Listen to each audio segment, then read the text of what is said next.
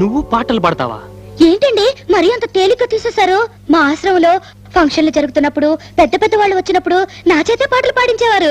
పాటలు పాడుతున్నప్పుడు ఒకటే చప్పట్లు కొట్టే కొద్దీ నేను పాడేదాన్ని. మరి ఇన్ని రోజులు నాకెందుకు చెప్పలేదు డార్లింగ్? ఏదో ఒకటి వదులు. తలుపులు ముయ్యండి. ఏ ఎవరిని వింటారనా? కాదండి, నా పాట మీరు తప్ప వీరు ఎవ్వరూ వినకూడదు. నా పాట మీకే అంకితం. ఓ ఏం కొట్టేవే నచ్చలక. వస్తానుండు, నీ పాట నాకే అంకితం. ఓకే, ఏది పాడు.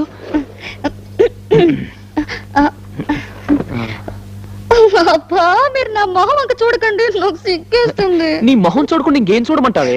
మీరు వెనక్కి తిరగండి. నా దగ్గర ఎందుకు సిగ్గు?